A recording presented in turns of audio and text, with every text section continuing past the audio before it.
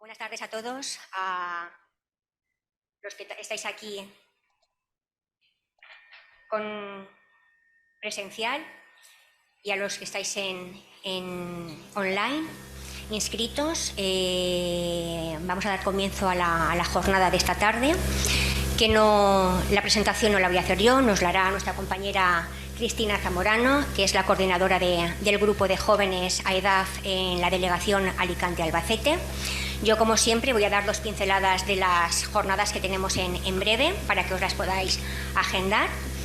Y recordaros que la semana que viene tenemos, el día 14, tenemos la jornada de extinción de condominio con nuestro compañero Bernardo Bande. Recordaros que la próxima jornada sería el día 20, lunes. Tanto la de extinción como la que os voy a decir ahora son presenciales, son aquí, en el Regus, ¿vale? El día 20 es la de cierre fiscal con Antonio Martínez Alfonso, inspector de Hacienda. Y luego tenemos la última, que es en noviembre, el día 28, martes 28, en Albacete, la jornada de actualidad tributaria.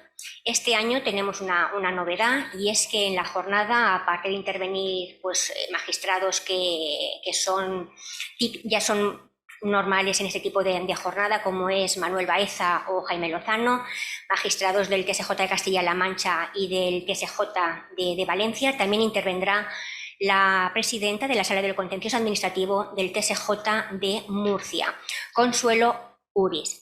Y ya que estoy, como me quedan 2 jornaditas para terminar el año, pues ya también os las adelanto y así podéis tomar nota. La próxima será el día 12 de diciembre, será la jornada con Sonia Díaz, la directora general de tributos aquí en la Comunidad Valenciana, y nos pondrá el día de las numerosas modificaciones que en tributación autonómica nos vamos a encontrar.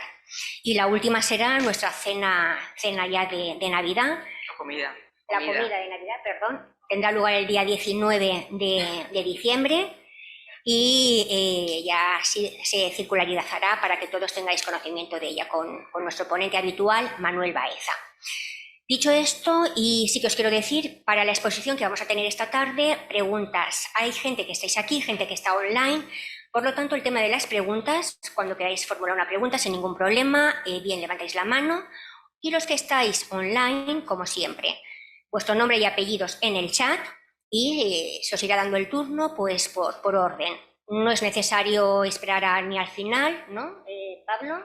No, lo hacemos sobre la marcha. Efectivamente. Por lo tanto, un poquito de orden para que todos podáis preguntar y poca cosa más. Ya os paso con la compañera Cristina. Vale. Gracias, María José. Buenas tardes a todos, a los presentes y a los que están online. Esta es una jornada organizada por el grupo de jóvenes de la EDAF desde la demarcación de Alicante y Albacete, y en esta ocasión hemos contado como ponente con Pablo Robles, que es un compañero de la EDAF, socio de Alignum, y bueno, yo le propuse, quería agradecerte porque cuando te propuse el hacer esta jornada inmediatamente me dijiste que sí, y se agradece esa predisposición. El tema que va a tratar es el impacto que está teniendo el Business Intelligence en el asesoramiento fiscal. Lo va a hacer desde una perspectiva muy práctica, porque bueno, ya habréis visto el material que lo hace así. Y nada, como ha dicho María José, conforme vayáis teniendo preguntas, desde aquí levantáis la mano y os daremos paso con el micrófono, y desde online que vayan poniendo su nombre. Y sin más dilación le cedo la palabra al protagonista, que es Pablo, y muchas gracias. Pues en primer lugar, muchas gracias a la EDAF por la invitación, también al grupo de jóvenes y en particular a Cristina por invitarme. Y yo evidentemente te dije que sí, porque qué mejor manera de estrenarme en la EDAF que en la delegación de Alicante-Albacete, que ha sido mi casa. Sí. Como sabéis, yo ahora ejerzo en Madrid, ¿no? Estoy allí, bueno, me mudé laboralmente y no sé si espiritualmente, casi que también, pero bueno, aún me queda aquí algo de alma. Y nada, yo al final estoy en la EDAF porque María José y Esther vinieron a Fundesem a presentarme la asociación.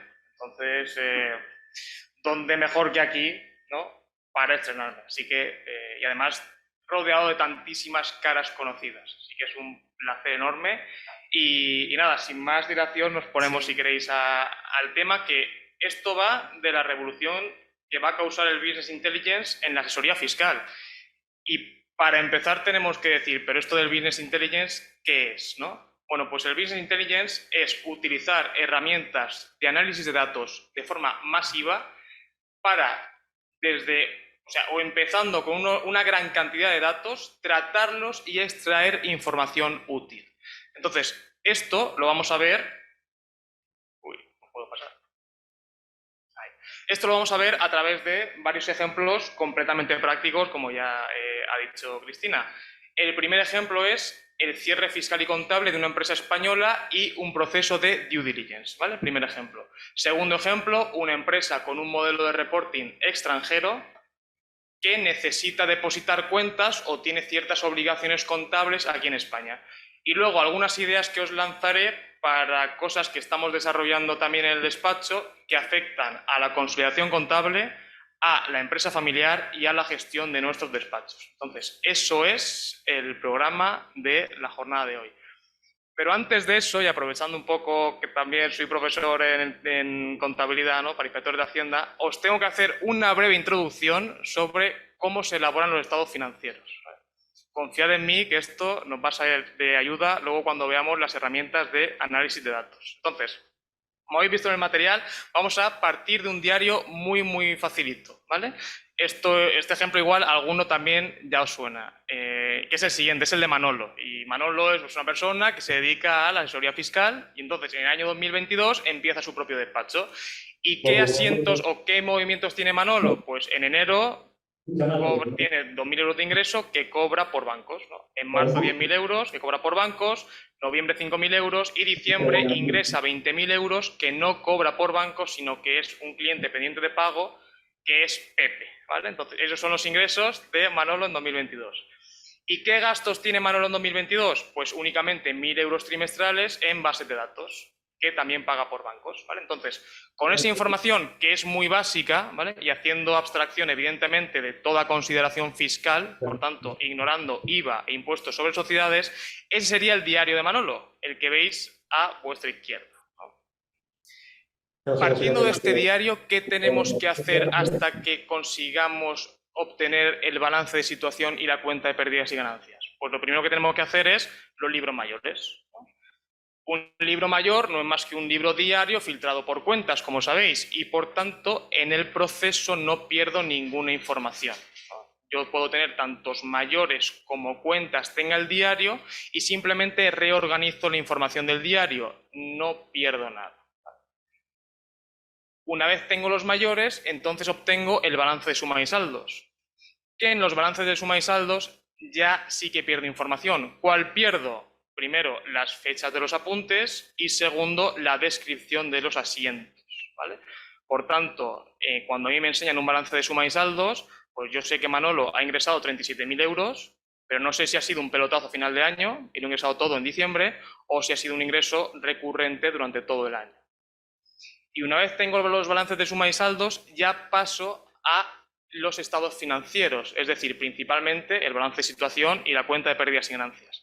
Los estados financieros, como sabéis, tienen los nombres de las partidas completamente estandarizados y normalizados, por lo que no tengo ninguna personalización a nivel de partida. Pierdo información tanto cualitativa como cuantitativa. Por ejemplo, yo sé que la partida de deudores comerciales y otras cuentas a cobrar es 20.000 euros, pero no sé ni quiénes son los clientes, pérdida de información cualitativa, ni cuántos tiene, porque puede tener 1 o puede tener 20.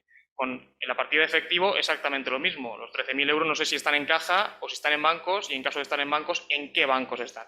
Y por no saber, no sé ni a qué se dedica Manolo. O sea, sé que no se dedica a hacer churros porque no tiene gasto de aprovisionamiento, pero no sé si se dedica a... No sé si es médico o si es enfermero o si es dentista o si es arquitecto o si es abogado, ¿no? Entonces no tengo ni idea de la profesión de Manolo. Y esto es un poco la información que vamos perdiendo una vez que partimos del diario y que vamos obteniendo vamos haciendo el proceso de tratamiento de la información. Tanta es la información que perdemos que, como sabéis, el libro diario es secreto, los libros mayores también, los balances de suma y saldos también, pero los estados financieros son públicos. De tal manera que a mí mi diario o mi balance de suma y saldos no me lo puede pedir nadie más que un juez o Hacienda, ¿no? Pero mis estados financieros están depositados en el registro mercantil, con lo cual la información que pierdo es inmensa. Entonces, este proceso de elaboración de estados financieros a mí me recuerda un poco a cómo se prepara una tarta, ¿no? O sea, yo tengo un libro diario que serían unos ingredientes, lo transformo, lo agrego, lo clasifico, lo modifico, que sería mi cocina, y fruto de esa transformación y clasificación obtengo una tarta, ¿no? Que serían mi balance de situación o mi cuenta de pérdidas y ganancias. ¿Y qué ocurre? Pues que los asesores fiscales normalmente trabajamos con tartas, ¿no? Porque el proceso por el cual el diario se clasifica en principio nos queda oculto. Eso queda en el ERP del cliente, de tal forma que el cliente me pasa un balance de suma y saldos o un balance y yo no tengo palabra ahí de cómo se gestiona eso, ¿no? ¿Y qué desventajas tiene trabajar con tartas? Pues tiene varias. La primera desventaja, que pierdo mucha información. Como hemos visto, si un cliente me pasa un balance de suma y saldos, no sé ni cuándo se han contabilizado los diferentes asientos ni la descripción de los diarios, ¿no? También pierdo capacidad de análisis de la información, en la medida en que no la tengo toda. También sufro de lentitud de los procesos de gestión de datos. ¿Por qué? Pues porque si no tengo el desglose de la cuenta 678, se la tengo que pedir al contable. Yo no la tengo. Y igual, pues la tarta que me hace el contable no me gusta. A mí me gustan las tartas redondas y el contable me la prepara cuadrada. ¿No os habéis encontrado estados financieros que son muy complicados de leer, donde aparecen las partidas clasificadas de forma muy particular, el beneficio en un sitio que no corresponde? Y al final igual, pues yo lo puedo tratar, ¿no? Puedo trabajar con ello, pero no es igual la manera óptima según la cual a mí me gustaría enfrentarme a un estado financiero, ¿no? Entonces, un poco para hacer la broma de cómo solemos funcionar, o bueno, cómo suelen funcionar algunos despachos de abogados fiscalistas o de asesoría fiscal, pues el asesor fiscal recibe la tarta, ¿no? El balance de suma y saldos, ve que en esa tarta hay una cuenta 678 de 100.000 euros, le pide al contable el desglose, el contable se lo envía en ese momento al día siguiente, lo recibe el fiscalista y le dice, oye, vale, pero pásame todos los asientos de diario que contengan la cuenta 678. Otra vez se lo pide al contable y el contable le devuelve la información, pero cuando se la devuelve, la 678 ya no suma 100.000 euros, sino que suma 102.000 euros. Y le preguntamos al contable, ¿por qué? Pues porque ha habido algún ajuste, alguna reclasificación, alguna historia por en medio, ¿no? Entonces, este es el proceso, digamos, muy lento de pérdida de información y de gestión, ¿no? Comparemos esto con lo que hace Hacienda. O sea, a Hacienda le da exactamente igual el balance de situación y la cuenta de PIG de la empresa. Hacienda te pide directamente el diario cuando te inspecciona y fruto de ese diario se saca sus propios estados financieros, se coge todos los descuadres que tiene ese diario con todos los modelos que ya has presentado y te pide la información que le descuadra. Entonces, Hacienda hace un análisis de información inmediato.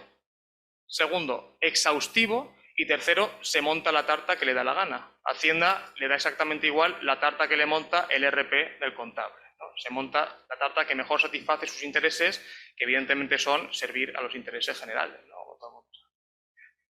Entonces, argumento de la jornada. Los asesores fiscales tenemos que trabajar con ingredientes, no con tartas. Nos tenemos que poner al nivel de Hacienda. No puede ser que Hacienda nos pida diarios y nosotros sigamos pidiendo balances de suma y saldos o balances de situación. Estamos luchando contra tanques con palos y piedras, ¿vale? Entonces, ahora voy a enseñar una herramienta con Power BI que nos va a permitir, a partir del diario, de los libros de facturas, de los modelos tributarios y de Intrastat, hacer muchísimos cuadres y tratar la información igual que hace la agencia tributaria. Bueno, entonces, os la presento.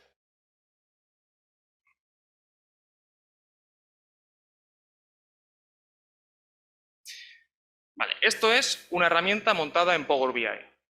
Esta herramienta o esta empresa que está cargada en la herramienta es una empresa que contabiliza en euros, que utiliza el Plan General Contable Español, que cierra el 31 de diciembre y que el cuadro de cuentas es el mismo del plan contable. Por tanto, empresa facilita, ¿no? De las que todos tenemos en nuestros despachos.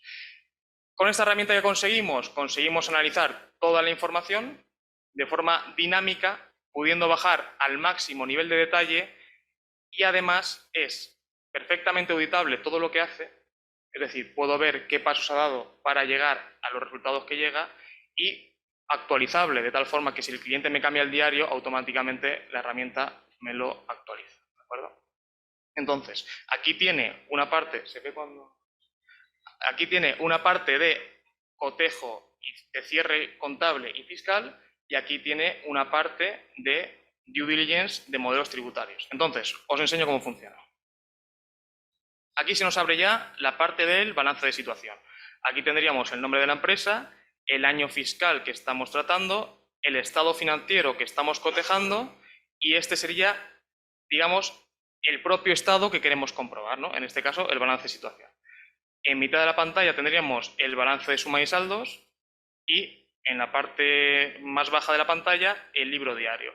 Libro diario guión libros mayores, porque como he dicho antes, un libro diario filtrado por cuentas es un libro mayor, ¿no? Entonces, por eso sirve para ambas cosas. Y estos importes que no tiene el diario debe y haber, sino que el debe es positivo y el haber es negativo.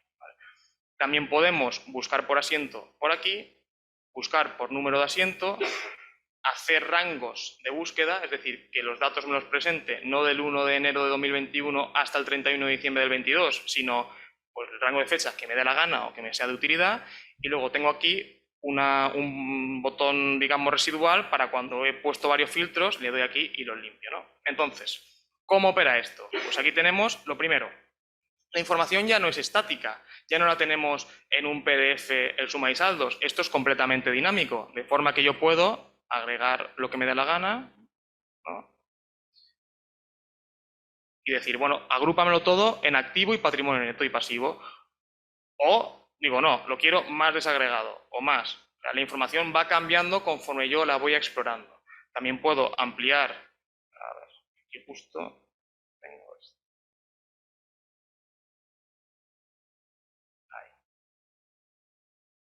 Puedo ampliarlo y explorarlo a nivel de desglose que quiera, ¿no?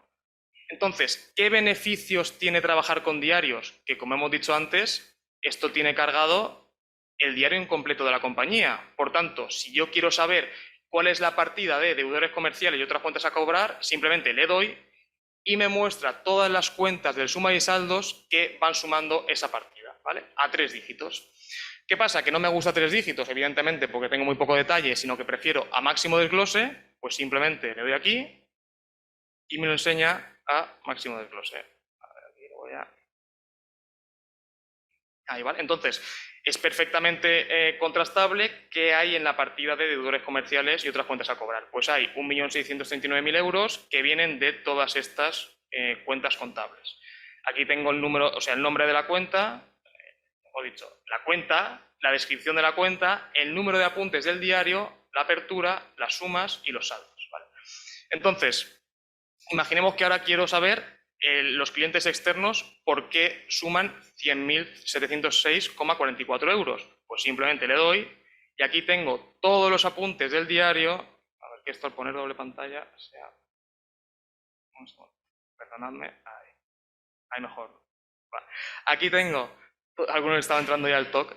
Aquí tengo todos los apuntes del diario que sumados forman esos 100.706,44 euros. Por tanto, como veis, aquí ya se acabó pedirle al contable el desglose. Yo ya tengo el diario y ya esto es self-service. Yo voy buscando y viendo el detalle de lo que me interesa.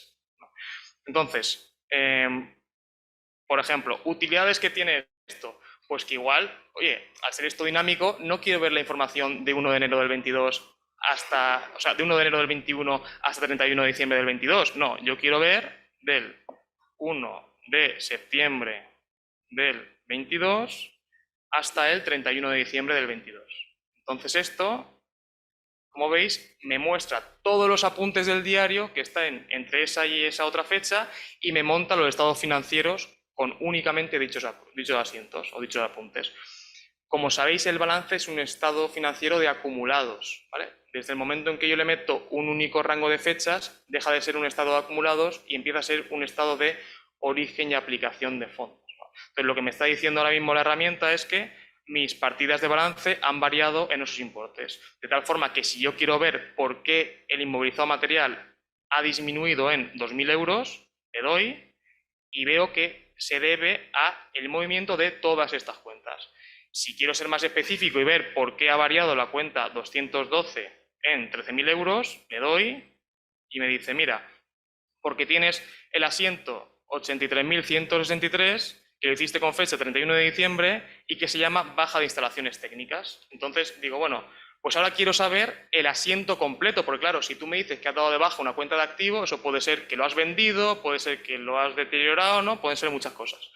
Pues fijaos que yo, buscando el número del asiento, que es el 83.163 aquí, ya me aparece y con eso ya puedo ver el asiento completo, ¿vale? Entonces, hice un asiento el 31 de diciembre de 2022 en el que di de baja todos los elementos que estaban completamente amortizados. Yo no, sino la empresa de la cual bebe la herramienta, ¿no? Y ahí lo tenemos. ¿Vale? Entonces, estas son las ventajas de analizar la información de forma dinámica, que ya no es un PDF, ya puedo ir buscando por lo que me dé la gana. Saliendo ya del balance de situación, podemos ver las posibilidades en la cuenta de pérdidas y ganancias. Esto funciona exactamente igual que antes, lo único es que en lugar de tener el balance de situación aquí arriba, ahora tengo pues la cuenta de PIG, ¿no? Funciona igual hasta tal punto de que yo podría ir aquí clicando en todas las partidas y la herramienta me mostraría pues primero el balance de suma y saldos, yo le doy al suma y saldos y me mostraría el nivel de desglose del diario, ¿no? Entonces, otra funcionalidad que es muy útil en esta herramienta es que, oye, aquí tenemos la descripción de los asientos, cosa que perdemos en un balance de suma y saldos. Por tanto, puedo buscar por descripción de asiento. Entonces, yo aquí puedo buscar, por ejemplo, sanción, y aquí me dice todas las partidas que contengan el asiento cuyo nombre es sanción, ¿vale? Y me monta los estados financieros con esa información. En este caso únicamente tengo 45 euros. Si me voy al 2021, pues no tengo nada, ¿no? Bastante buena señal para esta empresa. También puedo... muy buena señal. También puede ser que no le haya puesto sanción. Puedo buscar también donación. Y aquí ya, pues esta empresa sí que tiene más donaciones. En 2021, en 2022 tiene unas cuantas y en 2021 también, ¿no? Y por último puedo buscar deterioros. En este caso me aparecen deterioros de clientes. Bueno, pues los deterioros de clientes, como sabéis, son deducibles fiscalmente en el caso general cuando transcurren más de 6 meses desde la fecha del vencimiento de la factura y la factura no se le emite ni una entidad vinculada ni una entidad de derecho público, ¿no? En ese caso, si transcurren más de 6 meses, sí que es un gasto deducible y no hay que hacer ajuste fiscal. Si han transcurrido menos de 6 meses, tengo que hacer un ajuste positivo y, como es algo temporal, dotaría el correspondiente activo por impuesto diferido, ¿no? Entonces, todo esto lo puedo ver en la cuenta de pérdidas y ganancias. Entonces, ya hemos analizado el balance de situación y la cuenta de pérdidas y ganancias. Pero claro, como estamos trabajando con datos de diario, también los puedo poner en un gráfico porque sé los apuntes con todas las fechas, ¿no? Entonces, aquí lo que tenemos es las cuentas de gasto representadas gráficamente. En el gráfico que veis a la izquierda tenéis los gastos del año actual en blanco, una línea más gruesa, y los gastos del año pasado en gris, en la línea discontinua. Y aquí tenéis todos los gastos de la empresa, de tal forma que yo ya no hace falta que vea un suma y saldos, sino que puedo analizar la coherencia de los gastos a nivel de gráfico. Entonces, por ejemplo, me pongo en los gastos de I+D, cuenta 620, y veo que aquí tengo un pico. Pues en vez de coger y decir, oye, ¿en qué me gastaría yo el 6 de abril algo en la cuenta 620 y pedir el mayor al contable? No, directamente le clico aquí y la herramienta me dice que justamente el 6 de abril de 2022 me gasté 48.712 euros en un gasto de desarrollo que se llama Doctor X Permeability. ¿Es un gasto deducible o no? Pues no lo sé, pero se puede explorar, ¿no? Ya el pico me ha llamado la atención. Y aquí, una cosa que se puede hacer, que tiene bastante utilidad, es revisar los gastos que en principio deberían ser constantes y coherentes. Es decir, gastos que durante el año no variarán mucho y que fueran más o menos similares con el año anterior. Entonces, ¿cuál es el ejemplo, digamos, predilecto de gasto constante y coherente? Pues la cuenta de arrendamientos y cánones. Y aquí podemos ver que efectivamente, oye, esta empresa cada trimestre reconoce un gasto de un importe que más o menos es igual y que además es muy parecido al del año anterior, con lo cual, pues esto nos cuadraría bastante, ¿no? Si le damos a los picos, aquí podemos ver que esos gastos son gastos de royalties, ¿vale? Y con esta misma lógica nos iríamos a analizar, por ejemplo, la cuenta de reparaciones y conservación. Entonces, si yo le doy, ya digo, ostras, esta cuenta ya no es constante y coherente, ¿no? Porque durante el año sí que es verdad que más o menos es lo mismo, pero a final de año tengo un super pico. Pues directamente puedo filtrar por pico. Le doy aquí, entonces me dice la herramienta, vale, en el asiento 83.161 hiciste una reclasificación aquí por 82.000 euros. Y por eso viene el pico, ¿no? Entonces, yo ahora puedo decir, vale, pues ¿qué asiento era el 83.161? Le doy aquí, 83.161. Y aquí lo tengo. Resulta que he reclasificado desde la cuenta 607 a la 622. Pues ahora, por último, me tengo que ir a la cuenta 607. Y aquí veo que efectivamente este gasto era constante y más o menos coherente durante el año 2022, pero al final lo he reclasificado y lo he pasado a la 622. Entonces, ese pico que tenía, que me llamaba mucho la atención, porque igual era un gasto de una reforma puntual y que tenía que haber activado, he visto que no, que era un gasto constante de todo el año y que simplemente lo he reclasificado, ¿no? Bueno, servicios profesionales independientes, más o menos, no sé cómo vamos de tiempo. Bueno, vaya. Bueno, servicio de profesiones independientes. Este gasto a veces es constante, a veces no, ¿no? En este caso no lo es, porque tenemos dos picos, uno súper grande a principios de año y otro a mitad de año. Bueno, pues si lo atacamos, vemos que son gastos de defensa de patentes, cosa que, oye, si tengo un procedimiento en el cual estoy teniendo gastos judiciales y me facturan a principio de año y a mitad de año, pues tiene sentido que tenga esos dos picos, ¿no? Y ahora vamos a ver otro gasto, ¿no?, de primas de seguro que en principio también es constante y coherente, y cuando lo vemos, pues nos damos cuenta de que no, ¿no? O sea, las primas de seguros, yo no sé cómo lo hacéis en vuestros despachos, pero en el mío las primas de seguro las pagamos trimestralmente y siempre es un importe constante. No tenemos picos de menos gasto ni más gasto.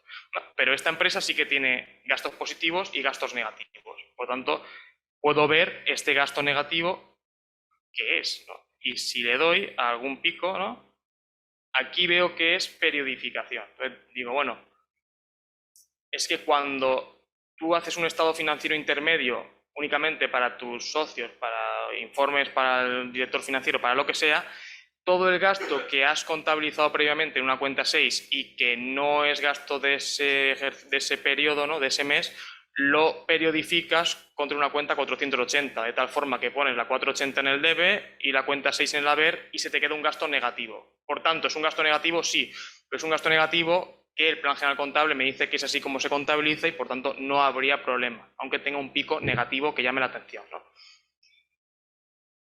Y por último, ya de cuentas así un poco constantes y coherentes, tendríamos la cuenta de servicios bancarios, que normalmente es, para la mayoría de las empresas, ¿no?, pues algo que se repite con cierta regularidad a lo largo del año. Y aquí vemos que no. Pues bueno, directamente le damos y vemos que es un gasto de liquidación de aval, ¿no? Entonces, esas son las cuentas que podemos analizar. Y evidentemente yo sé que aquí alguno está que salta del asiento porque no hemos visto la cuenta 629 y la 678, ¿no?, que son las que los fiscalistas enseguida vamos a por ellas. Bueno, pues si le damos, aquí tenemos lo que ha pasado con la cuenta 679, o sea, perdón, 629. Entonces, ¿esos picos a qué se deben? ¿Es que me voy de comida cada trimestre y es un gasto no deducible? Bueno, pues si le doy un par aquí. Bueno, no lo he dicho antes, pero todo lo que veis que pone descripción es evidentemente una descripción que he anonimizado para preservar la confidencialidad de la empresa. Siempre que veis descripción, eso tiene una descripción real que yo he quitado, como no puede ser de otra forma, ¿no? Entonces, en esos picos veo que tengo gastos de consultoría y gastos de marketing, que son los importes más elevados, 60.000 y 138.000 euros. Bueno, pues si realmente son gastos de consultoría, pues evidentemente, aunque sea un pico y aunque lo tenga en la 629, es perfectamente deducible, ¿no? Y ya por último, vamos a ver la 678, que es la cuenta de gastos excepcionales. Y ahí también estoy viendo que tengo picos, los veo, o sea, les doy y veo que son donativos. Entonces, fijaos que antes, cuando estábamos buscando por descripción de asiento en el pérdidas y ganancias, ya nos habían salido varias donaciones. Y aquí estamos llegando al mismo resultado por otro camino. Ya lo estamos viendo no por descripción de asientos, sino por el gráfico, ¿no? Con lo cual, pues si llego a la misma conclusión 2 veces, quiere decir que, bueno, se refuerza la conclusión, ¿no? Y una cosa sobre la que os quiero llamar la atención es que hay ciertos checks o ciertas comprobaciones que si mirásemos el balance de suma y saldos se nos pasarían y que si miramos los gráficos no se nos pasan. Por ejemplo, la cuenta 640 de sueldos y salarios y la cuenta 642, si nosotros viésemos un balance de suma y saldos, pues, oye, diríamos, esto es más o menos un 30% de esto y nos cuadraría y no haríamos muchos más checks, ¿no? Yo no hacía muchos más, sinceramente. En 2022 cuadra y en 2021 también cuadra. Entonces, pues yo tampoco indagaría mucho más. ¿Qué nos permite el gráfico? Pues oye, vamos a ver el comportamiento de la cuenta de sueldos y salarios. Cuando le damos, vemos que los sueldos y salarios son crecientes. Aquí porque hay un pico, porque aquí se contabiliza un gasto muy pequeñito, pero bueno, suponed que la línea hace así, ¿vale? Hay un pico porque esto es una empresa de verdad y las cosas, pues, son imperfectas, ¿no? Pero bueno, contabilizaba todos los meses un gasto de personal y resulta que el 28 de diciembre ahí contabilizó un gasto pequeñito, pero bueno, que el gráfico es como si fuera una línea recta, ¿no? Entonces, conclusión, los sueldos y salarios son constantes y crecientes, ¿vale? ¿Y qué pasa con la seguridad social? Pues la seguridad social crece en 2022, pero decrece en 2021. Entonces, algo que nos parecería lógico a nivel de agregado no tiene tanta lógica a nivel de gráfico. ¿Qué habrá podido pasar aquí? Pues simplemente que a final de 2021 la seguridad social tendría alguna bonificación por el tema de la pandemia y ya está. Pero fijaos que esto de trabajar con diarios y con gráficos nos permite un nivel de cuadre o un nivel de check superior, porque ya no solo veo los saldos, ya puedo ver todo el movimiento durante todo el año, ¿no? Y una vez hubiéramos hecho esto, ¿no? Que esto sería un poco el cierre contable de la empresa, también tocando un poquito el cierre fiscal, habría que plantearse, oye, yo ya tengo la información a nivel de diario de la empresa, ¿cuadra esa información con los datos que la empresa ha dado a Hacienda a partir de sus modelos tributarios o no cuadra? Entonces, lo que vamos a hacer ahora es una pequeña due diligence muy abreviada, ¿no? Entonces, vamos a ver primero modelos de retenciones, que a título de ejemplo tenemos el 111, el 190, el 115, 180 y 123, 193, y luego vamos a ver los modelos de IVA. Entonces, los modelos de retención funcionan de una forma bastante particular, ¿no? No sé si alguna vez lo habéis pensado. Yo cuando estoy practicando retenciones, el modelo que presento, que es el 111, ¿no? Por ejemplo, que es el de pago, tiene muy poca información. O sea, ahí no informo de casi nada. Informo de las bases de retención, de las retenciones y del número de perceptores. Pero poco más, o sea, no doy casi ninguna información tributaria. Se parece más a un modelo de pago que a un modelo tributario, ¿no? Y luego, cuando llega al final de año, presento un modelo que se llama resumen anual, pero que no resume nada, porque un resumen es que de algo más grande extraigo algo más pequeño, pero un 190 no resume ninguna información del 111, sino que desglosa la información, ¿no? Entonces, llega el final de año y presento un modelo en el cual desgloso todo lo que le había ido ingresando con el modelo de pago. No sé si me explico. Tenemos modelos de pago 111 y modelos tributarios, ¿no? Realmente informativos, que son, por ejemplo, el 190. Vale, entonces, vamos a hacer el check del 111-190. Yo alguna vez, cuando en la empresa entraba una DIU, yo me echaba a temblar. ¿Por qué? Porque tenía que hacer primero el cuadre de los modelos trimestrales, si tenía suerte, o mensuales, si no la tenías, si la empresa era gran empresa o estaba en el RDM, ¿no? Entonces tenías que cogerte igual 4 modelos al año, ponértelos en un Excel, picarlos, ponerte al lado del 190 y ver el cuadre. Y a veces no te cuadraba y te ibas a por qué no te cuadraba y es porque te habías equivocado tú picando los modelos, ¿no? Entonces te ibas otra vez, los revisabas, en conclusión, mucho error humano, ¿no? Fijaos que con esto ese tema desaparece. Lo que conseguimos hacer con las herramientas de análisis de datos es coger directamente los modelos. Con lo cual, esto ya me coge, me suma todos los modelos 111 y me los compara con mi modelo 190. No he tenido que picar ni un solo dato. ¿Vale? No solo eso, sino que me dice dónde están las diferencias. Como vemos aquí, tenemos una diferencia de 235 euros y 16.705. Entonces, una vez cuadras el modelo 190 y 111 o descuadras, como este caso, ¿no? Ahora puedes ponerte a explorar el 190. Yo no sé si alguna vez habéis mirado un 190, o sea, yo no sé si alguna vez habéis hecho una view real sobre un 190, porque tiene la información tan mal estructurada, no sé si a propósito o involuntariamente, pero la tiene tan mal estructurada que es muy complicado hacer un cotejo. O sea, en un 190 yo tengo muchísimas claves, tengo la clave A, que son de trabajadores, tengo la clave G, que son profesionales, tengo la clave L, que son rentas exentas, luego tengo muchas claves más, pero que nadie conoce porque no son habituales, ¿no? Pero el 190 en la primera página me da una suma, pero claro, como me suma la clave A, la clave L y la clave G, pues esa suma no me vale para absolutamente nada. Entonces lo que hacemos a veces es pedirle los datos a la gestoría laboral, pero es que ya no estamos entonces cuadrando el 190, ya estamos cuadrando los datos que tiene la gestoría, que igual están bien o igual no, ¿no? Entonces, ¿qué conseguimos con una herramienta de análisis de datos? Pues oye, a ver que se me va... Esto, el diseño de aquí, no sé si estuve muy acertado haciendo esto, porque... Entonces, ¿con esto qué conseguimos? Pues directamente accedemos al nivel de información del 190 de la forma más desagregada posible. De tal forma que veo que aquí tengo perceptores en la clave A de 1.441.000 euros, pero oye, yo quiero saber cuáles son, ¿no? Pues yo puedo ir aquí desagregando y me dice que mis perceptores son 1.161.000, pero claro, ¿quiénes son? Pues bueno, aquí los puedo ver todos. Esto evidentemente está anonimizado. Si salís ahí y asistís a la charla, pues evidentemente os tengo un cierto aprecio.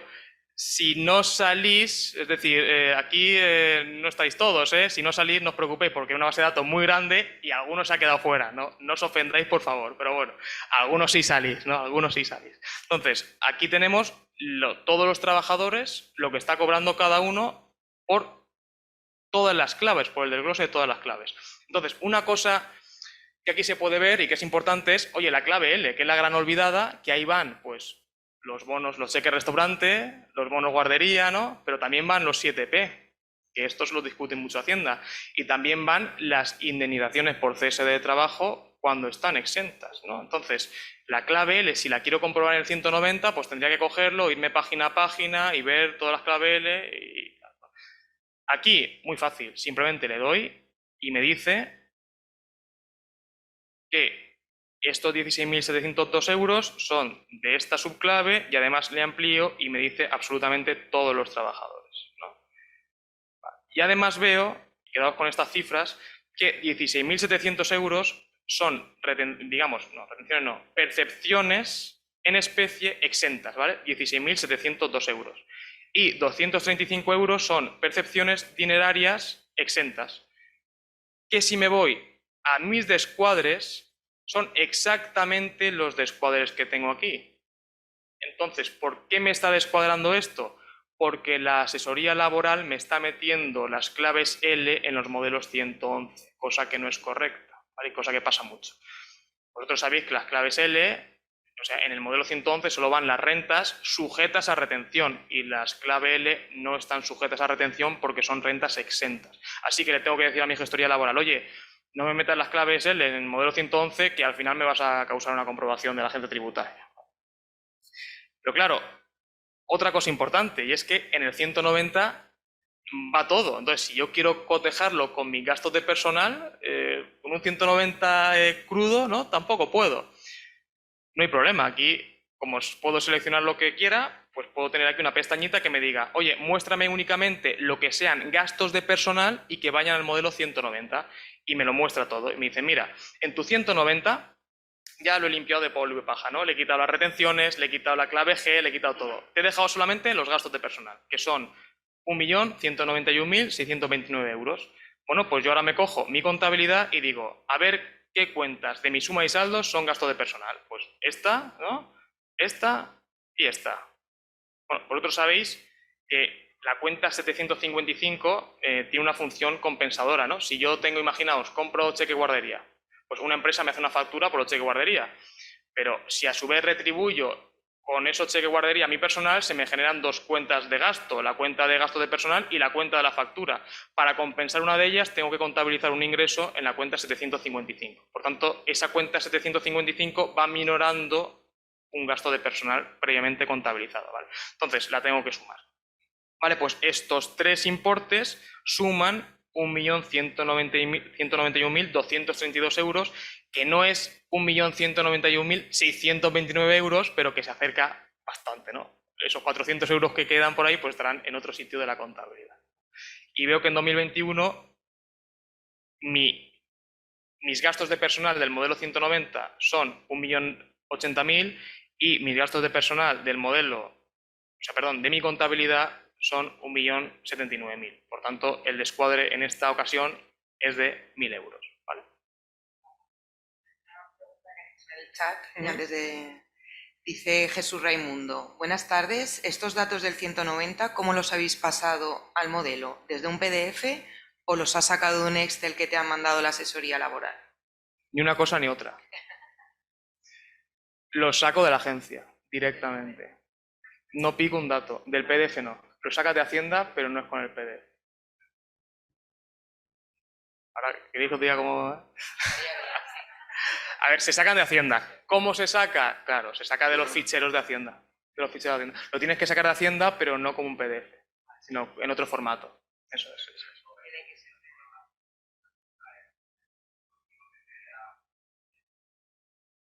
Eso es. Sí, es el mismo fichero que generas desde A3 cuando quieres presentar el modelo, sí. Es ese mismo fichero. Entonces, claro, lo bueno... Sí, ya lo he dicho yo. Claro, lo bueno es que ya lo tienes todo. Entonces tú ya conectas con Hacienda y te descargas los modelos 190. Entonces, esto es automático, ¿vale? Claro, la labor del asesor fiscal ahora es interpretar estos datos y hacer los cuadres y ver en qué se puede mejorar. ¿Qué tarea nos quitamos? La de picar modelitos en Excel, que es, yo francamente lo odiaba, y como lo odiaba, pues me intento escapar. Vale, otros modelos de retención, pues el modelo de arrendamientos. Ahora ya vamos a ir un poco más rápido, que no os quiero aburrir, ¿vale? Entonces, 115-180, ahora vemos que esta empresa no presenta modelos, pero sí tiene cuenta de gastos por arrendamientos. Entonces, esto puede ser por varias circunstancias. Una de ellas es que mi arrendador sea gran arrendador y yo esté exonerado de practicar retenciones porque dispongo del correspondiente certificado, ¿no? Entonces, yo con esa idea voy y abro la cuenta 621 y digo, ostras, que no son arrendamientos de inmuebles, que son royalties. Vale, pues los royalties, como sabéis, no están sujetos a retención si son de empresas españolas, pero si son de empresas extranjeras, pues igual les tendría que haber practicado la retención en el modelo 116. Por tanto, ya tengo ahí un posible cuadre que hacer con la empresa. No os he puesto aquí el 216 para no aburriros, pero evidentemente aquí podemos poner todos los modelos habidos y por haber, ¿no? Eso está claro. Y luego, pues ya por último, podemos cotejar el 193 con el 123. El 123, como sabéis, son los rendimientos de capital mobiliario, intereses y dividendos principalmente, ¿no? Entonces, aquí los tenemos. Vemos que el 193 me cuadra perfectamente con los 123, la diferencia es 0, y una vez me cuadro los modelos trimestrales o mensuales con el resumen, mal llamado resumen anual, entonces ya puedo explorar el modelo 193. Y aquí veo que esos 1.540,35 euros se deben en su totalidad a intereses de préstamos no bancarios. Veo que son 1.294 euros de base y 245 euros de cuota. ¿Vale? Pues voy a irme a mi contabilidad a buscar ese importe. Yo me voy aquí y tengo que irme a ver intereses de deudas. Eso es. Y aquí veo que mi cuenta de intereses de deudas es de 33.000 euros. Entonces, puedo decir, oye, estoy reteniendo de menos, ¿no? Pero si lo amplío, bueno, paréntesis, si alguno se está dejando los ojos, en la vida real no se los tendría que dejar. Lo podría ampliar y trabajar conforme quisiera, ¿vale? Entonces, perdonadme, si alguna vez no se ve bien, me lo decís y lo amplío. Entonces, aquí vemos que tengo varios gastos de intereses de deuda. El primero es la cuenta 622, que aquí aparece int deuda, pero porque está anonimizado, si no aparecería el nombre de mi cliente, ¿no? Y que tiene de importe 1.294. Y luego tengo una serie de intereses, pero que son bancarios. Y como sabéis, sobre los intereses bancarios no hay obligación de retener. Así que estoy reteniendo únicamente por 1.294, que es efectivamente lo que es correcto. ¿Vale? Y aquí dejamos un poco los modelos de retenciones y nos ponemos a revisar los modelos de IVA. Yo, la verdad es que me he dado cuenta de lo raro que son los modelos de IVA haciendo la herramienta. Porque en los modelos de IVA, los modelos 303 no son modelos de pago como sí que son los 111 y los 115, porque en los modelos 303 sí que damos bastante información, sí que damos los tipos de IVA a los que repercutimos, si hay rectificaciones, si hay entregas intracomunitarias o exportaciones, es decir, sí que damos un poco más de información o bastante más que con los modelos de retenciones trimestrales o mensuales, ¿no? Y luego tenemos el 390, que no es un mal llamado resumen anual del 303, porque en el 390 no doy información de ningún proveedor ni ningún cliente. Es decir, el 390 no es al 303 lo que el 190 es al 111, ¿no? Pues yo presento el 303, luego presento otro modelo que da un poco más de desglose que el 303, pero tampoco mucho más, ¿no? Entonces, como no tengo ningún modelo, como el 390 no me desglosa ni mis clientes ni mis proveedores, pues tengo que valerme de dos modelos adicionales que sí me digan a quién estoy facturando y quién me está facturando a mí. ¿Cuáles son esos modelos? El 349 para principalmente compras y ventas intracomunitarias y el 347 que es el coche escoba que llega y dice, oye, si todas las facturas que has emitido o has recibido no me las has declarado en ningún otro modelo, pues me las pones aquí, si superan los 3.000 euros, ¿no? Entonces, claro, el IVA tiene muchos cuadres que hacer. Que os enseñaré alguno, no os voy a aburrir. Entonces, esta es la pestaña de cuadre del IVA. Arriba tengo el cuadre del 303, 390. No sé si os ha pasado, pero yo tenía antes una plantilla Excel con un cuadre de IVA enorme, ¿no? Y yo me iba poniendo y al final me cuadraba y lo tenía que picar. Olvidaos de eso. Eso se ha acabado. Con esto lo hace inmediatamente, ¿vale? Primero, cuadre 390, 303. Luego, aquí tenemos el desglose del modelo 390. El volumen de operaciones que saldría de mi 303 o de mis 303, el volumen de operaciones que saldría de mi 390 y mis modelos 349, trimestrales o mensuales, sabéis que anual ya no hay desde hace unos años, y mis rectificaciones del 349. Entonces, ¿cómo podemos empezar el cuadre? Pues primero cuadramos que el 303 y el 390 no tengan ninguna diferencia, ¿vale? Pues ya está, o sea, he tardado 2 segundos, no he tenido que picar nada. Luego vemos que el volumen de operaciones del 300, por cierto, esto es una empresa real, no me he inventado los datos para que me cuadre, ¿no? Es cierto, si hubiera un descuadre diría, pues hay un descuadre. De hecho, en 2021 os lo enseño, hay un descuadre. ¿Cuál es el descuadre? Que en el 303 se han informado ciertas operaciones en las casillas de operaciones no sujetas por reglas de localización y en las casillas de no sujetas por ventanilla única, ¿no? Y en el 390 se ha informado como operaciones no sujetas con inversión del sujeto pasivo. O sea, operaciones, perdón, sujetas, pero con inversión del sujeto pasivo. Entonces, como veis, en el 2021 sí que hay un descuadre, pero el descuadre se compensa esta y esta con esta. Por lo tanto, el efecto es neutro. Simplemente se han equivocado al poner la casilla. Bueno, pues una vez cuadro el 390 y el 303, voy a cuadrar el volumen de operaciones que declaro en cada modelo. Y yo me he encontrado empresas que tienen 30 millones de euros de diferencia en volumen de operaciones declarado entre uno y otro. O sea que pensamos que cuadra, no tiene por qué ser así. Entonces, ¿cómo cuadro el volumen de operaciones que declaro en los 303? Pues tengo que sumar mis bases en régimen general, es decir, al 4, al 21 y al 10. Tengo que sumar las entregas intracomunitarias, también sumo las operaciones sujetas con inversión del sujeto pasivo, las exportaciones y las no sujetas. Y eso me da, o sea, esto no es un total del 390, estos son todos los 303 sumados. Normalmente 4, porque si presento 12 ya no presento, o sea, estoy en el sí, si estoy en el sí ya no presento 390, ya no tengo con qué cuadrar, ¿no? Entonces normalmente son 4 modelos 303. Y este volumen de operaciones da 5.171.000 euros, que es exactamente lo mismo que he declarado en el 390. Por tanto, mi volumen de operaciones en los 303 y en los 390 cuadra. Vale, pues ya solo me queda cuadrar entonces el 390 con los modelos 349. Por tanto, lo que hago es irme aquí en adquisiciones intracomunitarias y aquí tengo varias claves. Voy a ver porque el 300... Fijaos esto, o sea, cuando empecéis a hacer estos cuadres, os llamarán la atención ciertos sumatorios o ciertas agregaciones que hacen los modelos y que antes no llamaban la atención. Vais a ver una, por ejemplo.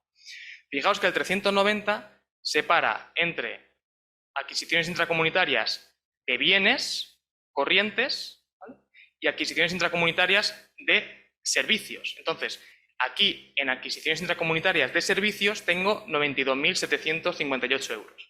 Y en mi 349, en adquisiciones intracomunitarias de servicios, que es la clave I, también tengo 92.758. Por tanto, los servicios me cuadran perfectamente. Pero en las adquisiciones intracomunitarias de bienes tengo 232.000 euros en el modelo 390 y 315.000 en el modelo 349. Entonces puedo decir, no me cuadra. Vale, pero ¿qué pasa? Que en el 390, como sabéis, se separan las adquisiciones intracomunitarias entre bienes corrientes y bienes de inversión. Entonces, efectivamente, si yo me voy ahora a buscar las adquisiciones intracomunitarias de bienes de inversión, me dan 82.000 euros, que es lo que me faltaba. De forma que 82.000 más 232.000 me da efectivamente los 315.000 euros del 349. Por tanto, cuadrado.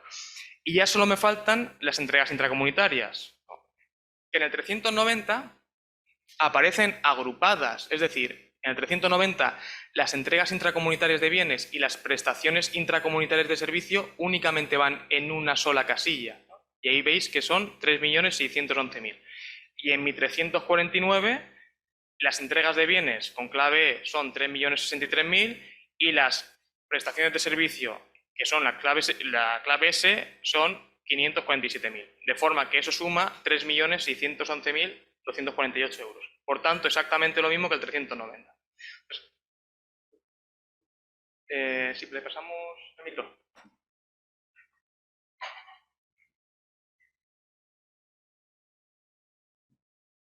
Hola, muy buenas. Muy buenas. Una preguntita muy rápida.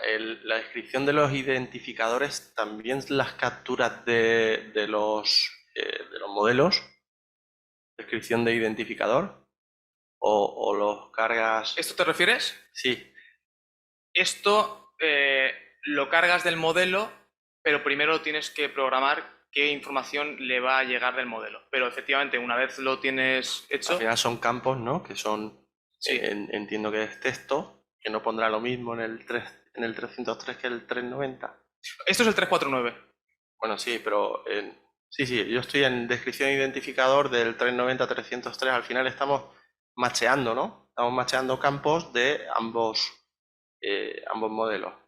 La pregunta es si los campos de texto también están extraídos o están, como tú dices, programados, ¿no? De alguna forma.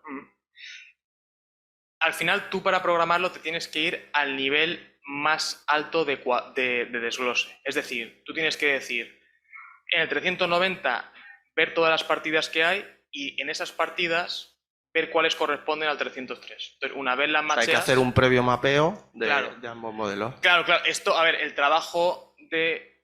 Es decir, las herramientas de análisis de datos te ahorran mucho trabajo de picar, repetitivo, tal, pero tienes que antes programar las herramientas que van a permitirte ahorrarte ese trabajo. Entonces, el trabajo fuerte está en programar lo que estáis viendo aquí. Esto requiere previamente de ver todas las categorías, de mapearlo, de todo, efectivamente. Sí. Vale, gracias. Pablo, hay una pregunta. Sí, vamos. José Lobete pregunta, ¿podría servir esta herramienta para conseguir ratios económicos financieros de varios años? Y en caso afirmativo, se podrían conseguir gráficos, ratios de liquidez, rentabilidad, flujo de caja. Esto es una cocina, Claro. con lo cual te saco la tarta que quieras. La tarta personalizada, ratios, estados financieros en formato alemán, luxemburgués, dominicano, lo que te dé la gana. Gráficos, los que quieras, es decir, esto es de cero. O sea, no hay ninguna plantilla ni nada. Esto es ver todo lo que interesa fiscalmente y hacerlo. ¿Que interesan 1000 cosas más desde un punto de vista financiero? Se puede montar sin ningún problema. Claro que sí. Y Jesús Raimundo pregunta, ¿para comprobar esas sumas hay un check o hay que hacerlas con una calculadora por fuera? Claro, está bien. Bien ¿Quién ha preguntado? Jesús Raimundo. Jesús Raimundo, justamente, justo. Bien. Claro, lo que os estoy enseñando es la suma por fuera. La siguiente fase es que los checks te los hago automáticos. Claro. Que es claro, efectivamente. Entonces, ese es el paso donde ya te ahorra mucho más trabajo. Mucho más trabajo. Siempre va a haber un fiscalista detrás, o sea, no nos vamos a quedar sin trabajo, pero nos va a ahorrar muchísimo trabajo. Porque todo esto que estoy haciendo yo ahora, o sea, en el momento en que un ordenador puede hacer lo que yo estoy haciendo, yo sobro. En el momento en que yo estoy sumando a mano el 390 y ver si cuadra con el 349, estoy sobrando. Ya. Todo eso es perfectamente automatizable. Ya. Que llegará. Llegará, que lo estamos haciendo nosotros. Sí, sí llegará. Está ya. Por decirlo así.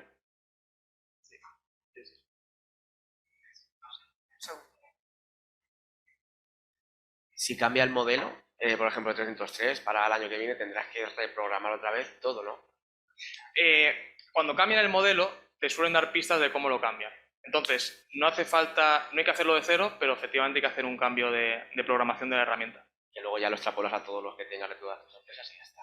Claro, trabajas una vez. O sea, en vez de ir a ver cómo, un poco como lo siento yo, ¿no? En vez de mover una piedra todos los días un poco, lo que haces es te haces un horno y te haces la piedra que tú quieres, ¿no? Entonces, el trabajo lo tienes en esa labor de programación, pero ya eso te vale para todos los 303 de todas las empresas de todo ese año, salvo el 2020, año en el cual, no, 2021 me parece que fue, que entró en vigor el tipo del 5% del IVA y entonces cambiaron todos los modelos a mitad de año, así que tuvimos que programarlo 2 veces, ¿no? Entonces, Hacienda, los cambios de IVA de un año para otro, por favor, como muy pronto, ¿no? Como muy pronto, ¿no?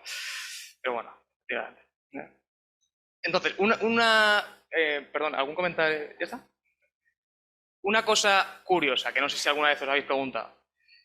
El 390 desglosa más las adquisiciones intracomunitarias que el 349, porque me desglosa adquisiciones intracomunitarias de bienes corrientes y de bienes de inversión, cuando el 349 no lo hace, pero sin embargo me agrupa las entregas de bienes y las prestaciones intracomunitarias de servicio cuando el 349 las desglosa. Entonces, ¿esto es por casualidad o es que Hacienda está sumando de diferente forma para ver si alguna suma no se la damos bien?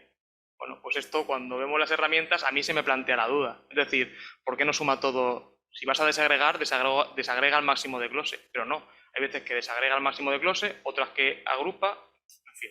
Que Hacienda yo creo que también busca aquí el descuadre y que nosotros nos equivoquemos. Es mi opinión después de montar los modelos, porque no sé cómo puede ser de otra forma, ¿no? Si yo lo montase, no lo montaría así. Por eso me extraña.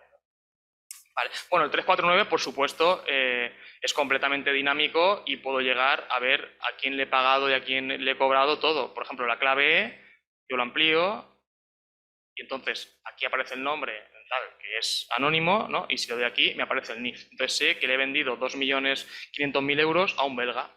¿Vale? Ese belga, evidentemente, pondría el nombre del cliente y el NIF del cliente correcto. ¿Vale? Entonces, esto siempre nos permite explorar por el modelo a máximo nivel de detalle.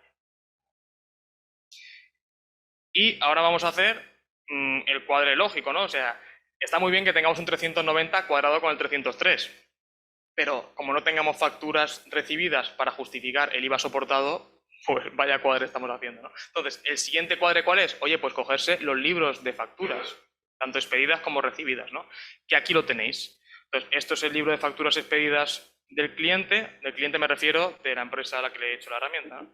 el libro de facturas recibidas del cliente al que le he hecho la herramienta y aquí la agrupación que tenía en su libro de facturas. Entonces, él clasificaba, o la empresa clasificaba, las facturas en exportación nacional, recargo de equivalencia y Unión Europea. También tenía una categoría de IVA y también tenía una categoría de tipo de operación. Pues esto yo se lo he montado así para decirle, oye, tú ya busca por lo que quieras, busca por cliente y te salen por cliente, busca por farmacia y te salen las facturas de farmacia, lo que quieras, ¿no? Entonces, aquí se pueden hacer muchos cuadres entre 347 libros de facturas y modelo 390 y yo os voy a enseñar el cuadre básico, que es, tengo facturas para justificar mi IVA soportado, porque si no, vamos mal, ¿no? Entonces, yo me cojo el 390 y digo, a ver lo que he puesto en IVA deducible. Vale, pues con lo que he puesto en el IVA deducible voy sumando y digo, operaciones interiores corrientes. Vale. A ver si... Mira, ahora... Ahí. Operaciones interiores con bienes de inversión, lo sumo. Importaciones de bienes corrientes, lo sumo. Importaciones de bienes de inversión. Adquisiciones intracomunitarias de bienes y servicios corrientes, lo sumo. De bienes de inversión, lo sumo. Y la rectificación de deducciones, lo sumo. Entonces me da 630.578 euros, que es exactamente lo mismo que tengo como cuota de IVA soportado. Entonces, sé que por lo menos si Hacienda me pide facturas, le voy a poder dar facturas con un IVA soportado de 630.578 euros. Que todo el IVA soportado sea deducible, pues ahí entramos nosotros, ¿no? Pero el primer check ya me lo hace la herramienta. Dale... Es que si no, yo he estado en jornadas online y en casa y luego para la grabación. Sí, estabas comentando, haces el contraste de las facturas las tendrás que tener luego, pero ahora cuando las facturas se tengan antes, porque entre en vigor la factura electrónica, ya esté en el mismo formato y se pueda ingestar toda esa información. Como un modelo 303, o sea, lo cogeremos directamente de Hacienda. Directamente de Hacienda. Ya no habrá, o sea, el libro de facturas en formato programa de gestión no existirá.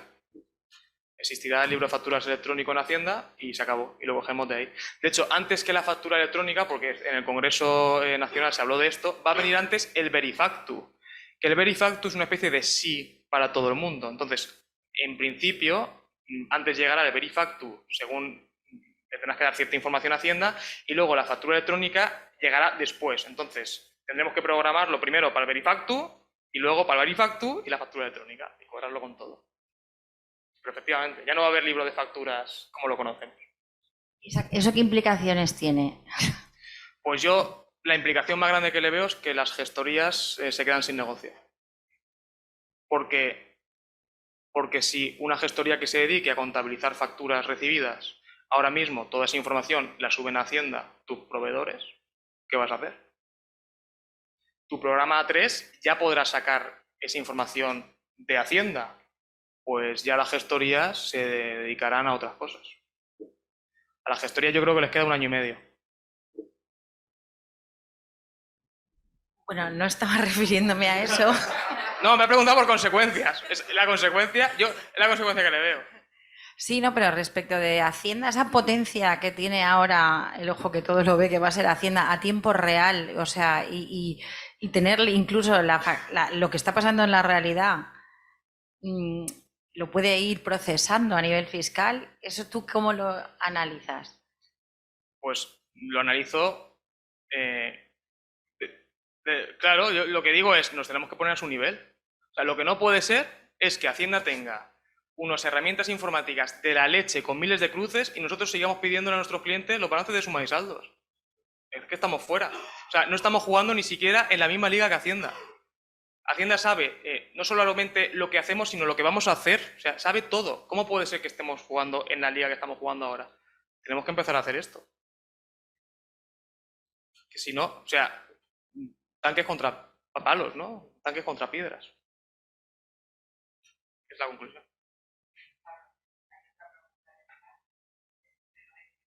Que supongo que querrá implementar esta herramienta, dice que si has calculado el ahorro de tiempo que te supone en el cierre contable anual utilizar esta herramienta. ¿Lo tienes?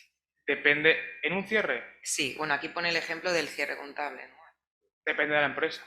Claro, porque hay empresas que tendrán muchísimas cosas, otras que tendrán muy pocas.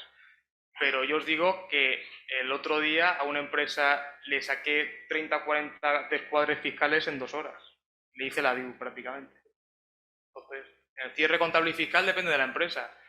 Yo creo que el cierre contable y fiscal ya no va a ser lo que es ahora. O sea, ahora mismo, a final de año, tú pides a tu cliente los balances, revisas, cambias y presentas, ¿no?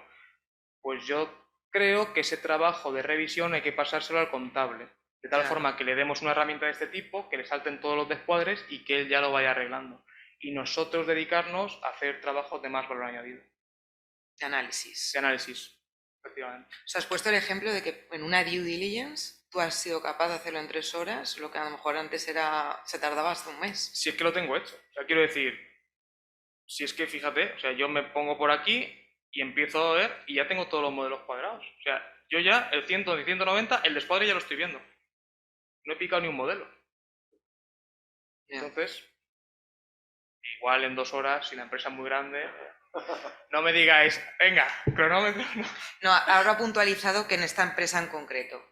Dice, por ejemplo, en esta empresa... No, en esta empresa no he hecho el cierre contable. No has fiscal. hecho, He hecho vale. una especie de due diligence. Sí. Sí, porque son datos ya del 2022. Entonces, Vale, pero que yo no, o sea, mi aspiración no es hacer cierres fiscales ya. claro, Es decir, mi aspiración es pasar la herramienta al contable, para que sea que lo haga él y yo ya revisar. O sea, ¿qué sentido tiene que yo llegue con todos los modelos presentados ya? totalmente. O sea, llego ya en julio y me han presentado el 190, el 193, el 296, el 180. ¿Qué voy a hacer yo ahí? Analizar. Aguaré. Tranquilo, aguaré. El valor añadido. Pero podría hacer mucho más. Claro. Podría hacer mucho más. Entonces,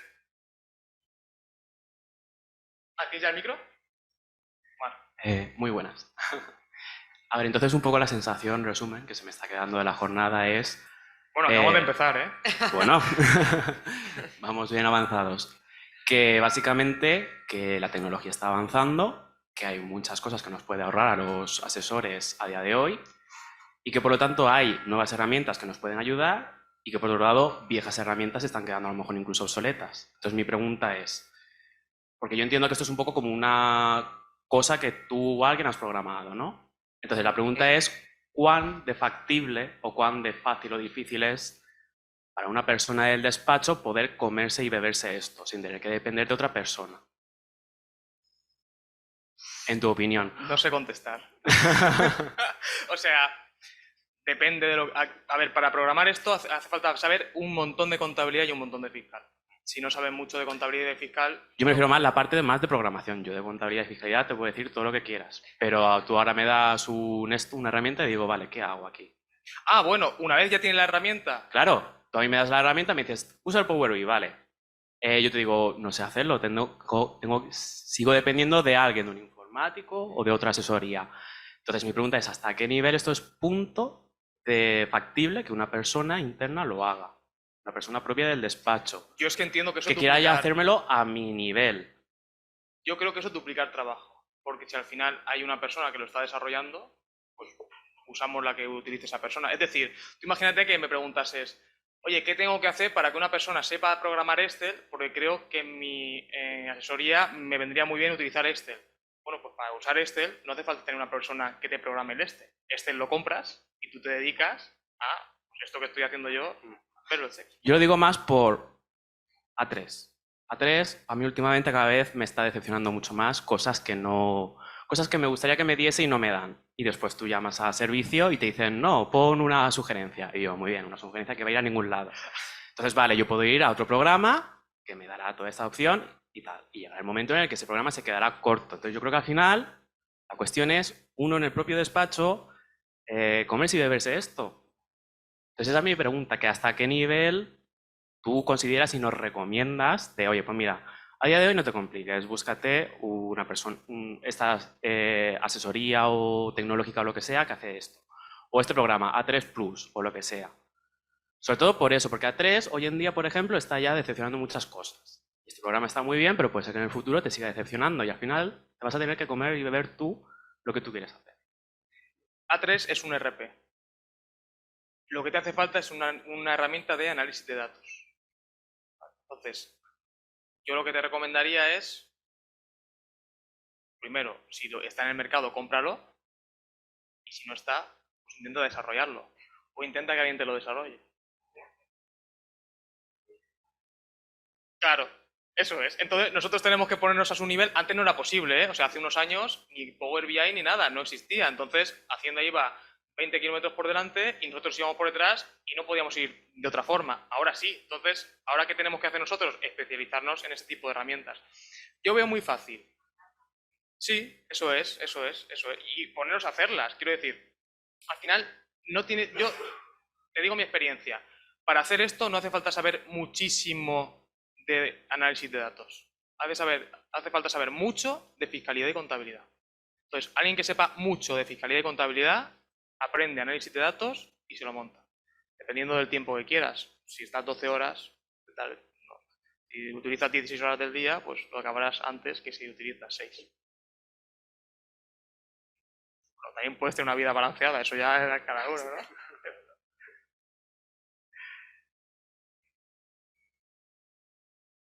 Lo vas a invertir en tu... No, o sea, no vas a colaborar con con Power BI para hacer una herramienta para asesores, por ejemplo. No sé, que vengan.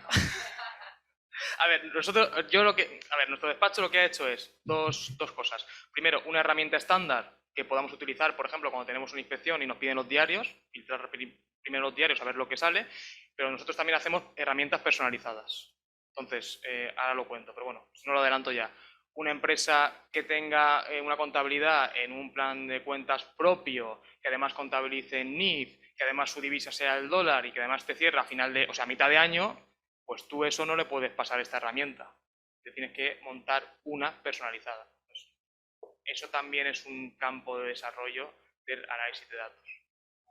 De momento, pues yo os soy muy sincero, tuve un cliente, le monté la herramienta, me fue surgiendo el tema y aquí estamos. No es más que un plan predefinido, fue como ha ido surgiendo, ¿no? La vida te va llevando por donde va queriendo. A mí siempre me ha molestado mucho picar y cosas que veía que eran muy fáciles y de muy bajo valor, estar haciéndolas. Entonces yo lo primero que hice fue la plantilla de Intrastat. Y digo el webinar sobre Intrastat y todo el mundo ahora tiene la plantilla de Intrastat. Como ya también me he cansado de picar 303 y 390 y 111, pues me he tenido que buscar otra cosa. La vida te va... Vale. A problemas soluciones, efectivamente. ¿Alguna más o sigo? Vale. Otro cuadre que podemos hacer, el Intrastat. Vale. El Intrastat, ese gran desconocido. Algunos se entera que existe Intrastat cuando le llega la propuesta de sanción, ¿no? Ha ocurrido. Vale. ¿Qué se declara en Intrastat? Muy rápidamente. Expediciones e introducciones de mercancías en el territorio estadístico español, ¿vale? Entonces, yo aquí también tengo el cuadre de el Intrastat con mi libro de facturas expedidas y con el modelo 349. Entonces, si yo aquí me filtro por facturas de la Unión Europea, me salen todas las facturas que he expedido a la UE, Bélgica, Italia y Francia. Y en mi Intrastat únicamente aparece un flujo, que es el de expedición, con las facturas de Bélgica e Italia. Entonces, alguien me podría decir, oye, no están las de Francia. ¿Qué pasa? ¿Que no las estás declarando en el Intrastat? Pues no, porque si me voy al 349, veo que la clave S de prestaciones intracomunitarias de servicios, lo amplío, ¿vale? Le estoy facturando a un francés 441.553 euros en concepto de prestación de servicios, que es justamente todo mi cliente francés. Por tanto, no lo estoy declarando en el Intrastat, pero bien hecho, porque es un servicio y los servicios no se declaran en el Intrastat. Pero cosas que os pueden ser de ayuda, pues oye, si me voy al 2021, veo que no estoy declarando flujo de introducción y mis adquisiciones intracomunitarias son de 65.000 euros. Ok, lo estoy haciendo... No, perdón. Adquisiciones de bienes son de 169.000 euros. Vale, lo estoy haciendo bien. En 2022 son de 315.000 euros. Como no llego a los 400.000, lo estoy haciendo bien. Pero ojo en 2023, que a este ritmo ya tienes que presentar el flujo de introducción, ¿no? Entonces también le puedo decir a mi cliente, ojo que como sigas así, te veo presentando Intrastat también de introducciones. Cosa que el cliente no nos agradecerá, pero sí que nos recriminará el que no se lo digamos. ¿Verdad? Y ya por último, y no os aburro mucho más con el tema de los cuadres, también podemos cuadrar nuestros ingresos de IVA con la contabilidad. Ingresos de IVA, sabéis que es un concepto técnicamente incorrecto, a lo que me refiero es entregas de bienes o prestaciones de servicio. Entonces, ¿cuadra lo que he declarado en entregas de bienes o prestaciones de servicios en el IVA con mis ingresos de contabilidad? Pues no tiene por qué, porque hay muchos ingresos que no son volumen de operaciones, ¿no? Los dividendos en una holding, los servicios al personal, las subvenciones, pero como regla general sí que tiene que tener una cierta coherencia, ¿no? Y aquí puedo ver si es así o no. Tampoco voy a aburrir mucho con el tema. Entonces, esta ha sido la herramienta de la empresa española. Un segundito que vuelvo a la presentación. Entonces, ¿qué aplicaciones se le puede sacar a esto? Aparte de todas las que hemos dicho, la primera aplicación que a mí se me ocurre es, si a mí me piden los libros diarios en una inspección, pues yo antes de enviárselos los paso por una herramienta de estas y veo lo que le estoy enseñando a Hacienda, ¿no? Que esta aplicación, digamos que es la pre-ITV. Como Hacienda me va a hacer la ITV, pues yo ya la prehago, ¿no? Y veo lo que me va a sacar. Es una forma de utilizarlo un poco disfuncional, ¿no? Porque intentaría en 10 días que tengo para aportar la documentación solucionar cosas que igual han estado años mal hechas. Entonces, ¿hacia dónde creo que va a avanzar esto? Hacia la due diligence permanente. Es decir, que la empresa tenga una herramienta de este tipo y que cargue de forma recurrente su contabilidad y sus modelos tributarios, de tal forma que yo ya tengo todos los cuadres hechos y sé que lo que estoy declarando es coherente con mi contabilidad. Esto también permitiría que en un proceso de due diligence de compra, yo abrirle a mi comprador mi herramienta y decirle, oye, debidamente anonimizado, aquí tienes todo. No solamente tienes todos los modelos, sino que los tienes tratados y viendo el cuadre que hace, y es perfectamente auditable. Por lo tanto, eso de hacer una due de venta una vez puntualmente y luego no hacerlo hasta dentro de 10 años, yo eso veo que puede acabar, ¿no? Y otra consecuencia que creo que puede tener el análisis de datos es la democratización de las due diligence, porque ahora mismo una due diligence, su valor lo encuentra en el prestigio del despacho. Es decir, un despacho de mucho prestigio me está diciendo que mis obligaciones contables y fiscales las he cumplido adecuadamente. Pero claro, si yo consigo sustituir ese prestigio del despacho, ese argumento de autoridad, por un proceso completamente objetivo, imparcial y que elimina el error humano, a los despachos pequeños se nos abre un gran campo en las due diligence. ¿Vale? Entonces podemos acceder igual a encargos que antes no nos eran accesibles. Este era el ejemplo fácil. ¿Vale? Entonces, ejemplo 1 acabado. Ejemplo 2. Soy una empresa, nos ubicamos, ¿no? Ejemplo 1, empresa española, tal, la herramienta, la hemos visto, cuadre fiscal, contable y modelos tributarios. Vale. Segundo ejemplo. Una empresa que tiene un sistema de reporting propio. ¿Por qué? Pues porque es extranjera. Imaginemos que tiene la matriz en otro país, Luxemburgo, por ejemplo, y que aquí tiene una subholding a partir de la cual invierte en ciertos países de Europa, la típica EDB de manual, ¿no? Entonces, esta empresa puede que contabilice en NIF y no en plan general contable, puede que utilice un cuadro de cuentas propio, lo que hemos dicho antes, puede que utilice su propia divisa y también que cierre a mitad de año. Entonces, ¿qué alternativas tendría con esta empresa? Pues la alternativa clásica siempre ha sido que la empresa matriz llevase su contabilidad como ella quisiera a sus fines de reporting y a sus fines de consolidación y que aquí hiciésemos una contabilidad paralela para depositar cuentas en España, lo cual es un dolor de cabeza increíble porque esto hay que coordinarlo, hay que mapearlo, hay muchas diferencias y si encima el contable de España no habla el idioma del país de la matriz, pues puede ser un lío terrible, ¿no?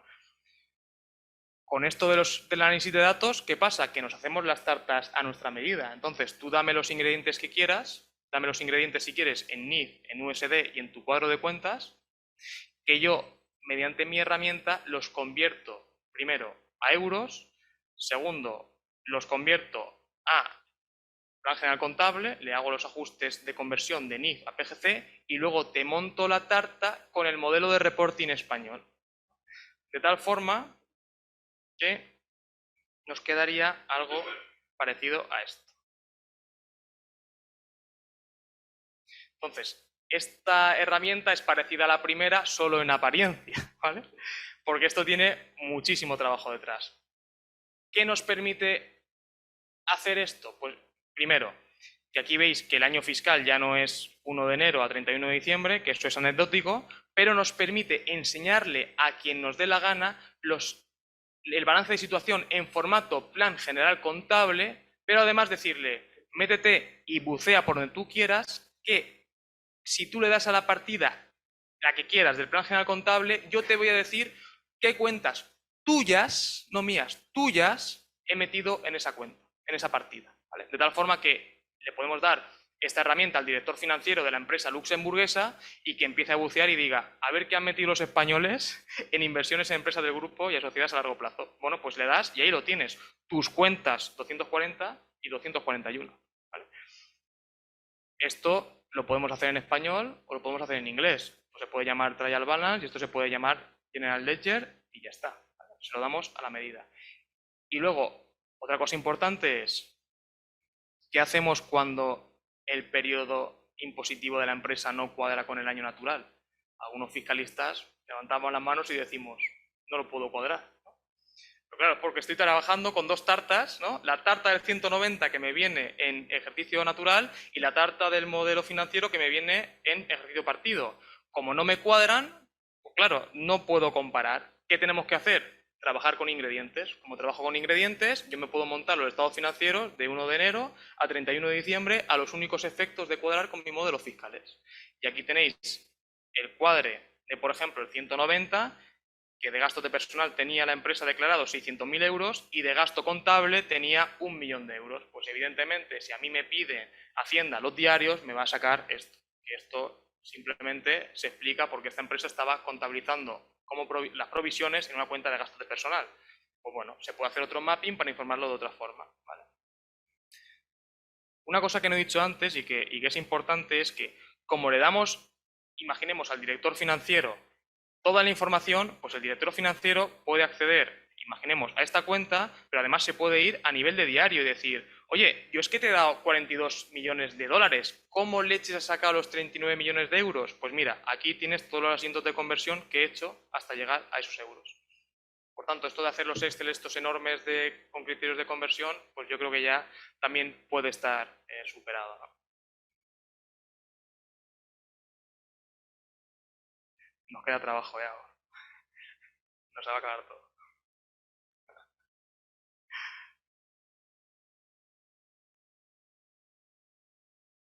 Vale, ¿qué aplicaciones puede tener esta herramienta, la de las empresas extranjeras? Pues empresas que tengan un reporting en otro país y que aquí tengan que depositar, por ejemplo, filiales españolas de empresas extranjeras, EPs españoles de empresas extranjeras, pero también, ojo que esto es importante, empresas españolas que no hayan pisado en el extranjero nunca, que no hayan vendido en el extranjero nunca, pero que tengan socios extranjeros que tengan la suficiente influencia en la empresa como para pedir estados financieros personalizados. Por ejemplo, empresa luxemburguesa que le pide a la empresa española un estado de flujo de efectivo, pero no el estado de flujo de efectivo de España, sino un estado completamente personalizado. Pues tengo dos opciones, o me cojo el Excel y me pongo a hacerlo cada mes, o me hago la herramienta, le doy acceso al director financiero de Luxemburgo y le digo, ahí tienes self-service, ¿no? Hemos acabado ya con los ejemplos, ¿vale? Ya no os voy a poner nada del Power BI. Y ahora lo que vamos a ver... Vamos bien, ¿no? Sigo hasta el final... Lo que vamos a ver son ideas que a mí, haciendo las herramientas, pues se me han ido ocurriendo, ¿no? Entonces, y algunas cosas hasta las he ido haciendo. Primer ámbito que está destinado a cambiar, según mi opinión, que igual luego no, pero según mi opinión, el proceso de consolidación contable. Ahora, ¿cómo se consolida? Normalmente, se cogen los estados financieros individuales de varias empresas, se agregan se suman y se hacen eliminaciones e incorporaciones y homogeneizaciones. Y con eso obtenemos los estados financieros consolidados. ¿Os suena de algo esto de partir de información agregada? Claro, estamos partiendo de tartas, o sea, estamos partiendo de estados financieros ya previamente hechos por otra cosa, un RP o lo que sea. ¿Cuál es el problema de esto? Que perdemos información de diario. O sea, yo no me puedo coger el estado consolidado de una empresa, meterme en las partidas e irme a los diarios que soportan esa suma. De tal forma que igual los estados financieros consolidados me los presentan y yo digo, dime el desglose de esto. Igual da o igual no da, porque está en un diario auxiliar que no se ha empleado para la consolidación. Propuesta: consolidar con ingredientes, no con tartas. Coger los diarios de todas las empresas del perímetro de consolidación, a utilizar una herramienta de análisis de datos para agregarlos y montar el estado financiero consolidado. ¿Esto qué me permitiría? Pues un tratamiento de la información idéntico al que habéis visto con la primera herramienta. Me cogería mi balance consolidado y podría decir qué forma la partida de inmovilizado y me daría, pues el diario de esta empresa, tanto, el diario de esta empresa esto otro y el diario de esta empresa esto otro, ¿no? Entonces tendría toda la información accesible de arriba a abajo. Y además otra ventaja importante es que sería automatizable, ¿vale? Consolidar contablemente ya no sería un parto, con perdón de la expresión, sino que sería algo que podría programar para hacerlo de forma automática o por lo menos semiautomática. Yo creo que automática, pero lo voy a dejar en semi. Estamos en la Comunidad Valenciana, por tanto no me podía ir sin hablar de empresa familiar. ¿Cómo puede afectar el Business Intelligence a la empresa familiar? Pues os voy a contar lo que yo hacía para analizar el tema de la empresa familiar y lo que estoy haciendo ahora. Entonces, bueno, empresa familiar. Todos conocemos los beneficios de la empresa familiar, que vamos, los vamos a repasar muy brevemente. Empresas cuya participación la ostenten personas físicas en un porcentaje significativo, que no se dedican a la gestión de patrimonio mobiliario o mobiliario y que además una persona de la familia realice funciones de dirección y que su principal fuente de renta provenga de la realización de estas funciones de dirección. Lo he dicho fatal, pero nos entendemos todos, ¿no? Si soy empresa familiar, mi tributación en el impuesto sobre el patrimonio dependerá de los activos no afectos que detente la empresa de la que soy socio, de forma que a más activos no afectos, más pago en el patrimonio. Y si consigo ser empresa familiar, esto tiene grandes beneficios en impuestos sobre sucesiones y donaciones, cumpliendo requisitos adicionales y siempre que los donatarios o herederos mantengan lo donado o heredado, ¿no? Entonces, claro, con esto, ¿cómo hacemos las revisiones, no? Pues yo lo que hacía era, para planificar el impuesto sobre el patrimonio de mis clientes, me sentaba con ellos una vez al año, ¿no? Normalmente en septiembre o octubre, cuando se iba acabando, o si iban a tomar una decisión importante de inversión, me sentaba con ellos pues, justo cuando esa decisión iba a ocurrir. Entonces, ¿yo qué hacía? Yo me cogía, ¿vale? Me cogía un Excel, una plantilla Excel, y me picaba el balance de situación de la empresa. Tiquití, tiquití, tiquití, ¿no? Me lo picaba todo. Balance de situación. ¿Vale? Y entonces, la plantilla esta me hacía los cálculos de la situación de la empresa familiar, o sea, de la tributación de la empresa familiar. Me decía, mira, bueno, resumo lo que picaba. Esta empresa, por ejemplo, tiene 2 millones de activos no afectos porque tiene inmuebles en los cuales suponemos que no contaba con la persona contratada a tiempo completo y en régimen laboral, ¿vale? Por tanto, eran 2 millones de activo no afecto. Y luego tenía otros 2 millones de activo no afecto porque eran patrimonio financiero. Sabéis que el patrimonio financiero es el paradigma de activo no afecto. Ya sabéis, acciones, participaciones, ETF, fondos de inversión, productos estructurados, etcétera, ¿no? Entonces, yo me picaba todo el balance y el Excel me hacía el cálculo y me decía, tienes 4 millones de activos no afectos, ¿vale? Entonces, vamos a calcular si accedes a la exención, es decir, si eres una empresa que gestiona patrimonio mobiliario o no lo eres, ¿no? Entonces, aquí me cogía los 2 millones y 2 millones, me los ponía aquí y me decía, como tú tienes 4 millones de activo no afectos sobre un total de activo de 9.500.000, tienes un porcentaje de activos no afectos del 42%, como es menos del 50%, accedes a la exención, ¿no? Y luego me hacía el cálculo del alcance, pues tienes 5.500.000 de activos necesarios menos 3 millones de deudas necesarias sobre un patrimonio neto de 7 millones, eso da un porcentaje de 35%. Luego me calculaba el valor de las participaciones, que yo le metía aquí. Pues el valor del nominal, por un lado, ¿no? Por otro lado, el valor teórico de la empresa, es decir, la de patrimonio neto, el valor de los fondos propios, ¿no? Y luego el valor de capitalización, ¿no? Básicamente, el valor de capitalización es suponer que el beneficio que ha obtenido la empresa en los últimos 3 años, la media, lo va a obtener de forma perpetua con una capitalización del 20%, ¿no? Entonces me cogía esos 3 valores, aquí me ponía el mayor de los 3, yo le ponía el 80%, o sea, le ponía, perdón, el porcentaje de participación del socio al cual le estaba calculando la simulación y entonces, y por fin, la hoja Excel me decía, mira, con todo lo que me has enseñado, la parte exenta de la empresa son 2 millones y la parte no exenta, que es la que paga impuestos, son 3.700.000. Entonces yo con eso me iba, me picaba la renta del cliente, me picaba el patrimonio del cliente y yo me iba a la reunión más feliz que una perdiz porque podía hacer simulaciones de forma dinámica. De tal manera que si el cliente me decía, oye, bueno, para que todo lo veáis, ahora mismo el cliente pagaría 25.400 euros en el impuesto sobre el patrimonio, ¿vale?